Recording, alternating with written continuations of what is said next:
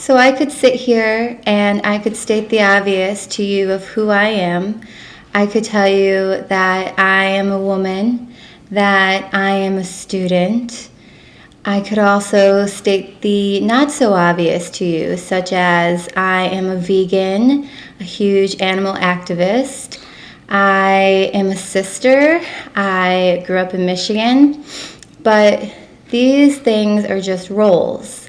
And I have a problem with that. These roles or labels, I feel that they confine and restrict me of meeting my full potential of who I actually am. I don't resonate with them at all, and I don't think that they define me. Maybe to society standards, but in my heart mind, I think that they are just roles. I know they're just roles. They're just excuses to behaviors.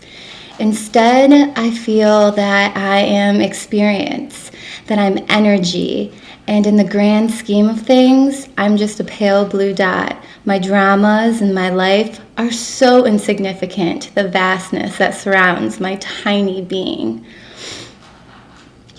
In the past, I used to feel really connected with emotions. I used to feel I was emotions, such as sadness and anger and happiness. But I realize now that emotions are just attachments to experiences, and they also restrict me from meeting my full potential of who I actually am. And who I actually am is awareness. So now I try to view emotions as just that, as experiences to further my awareness, not to define who I am.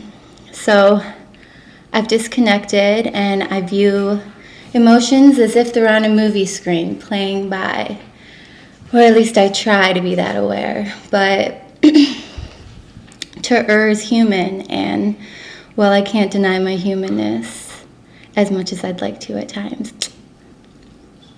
I recently read a quote by Terrence McKenna. He said, "Half the time you think you're thinking, you're actually listening."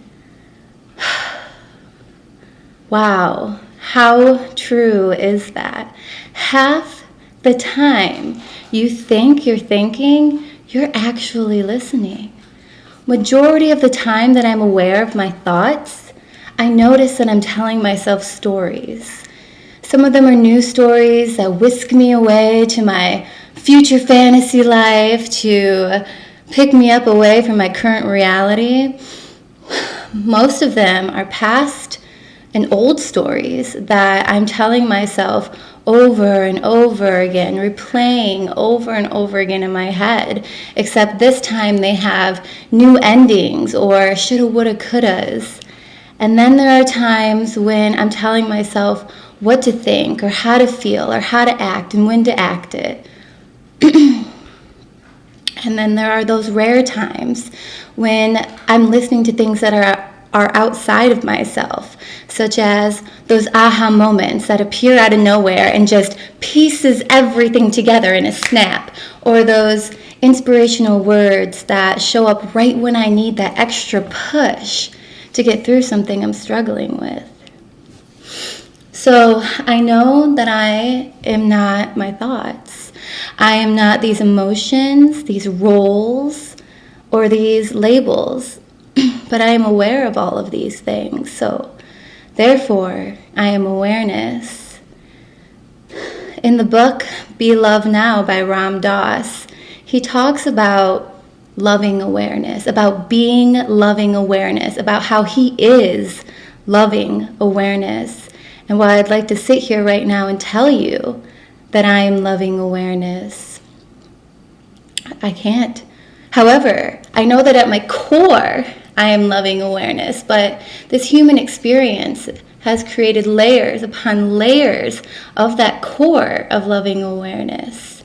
But I've learned recently that all I have to do is invite that awareness, that loving awareness, and all of those layers just melt away.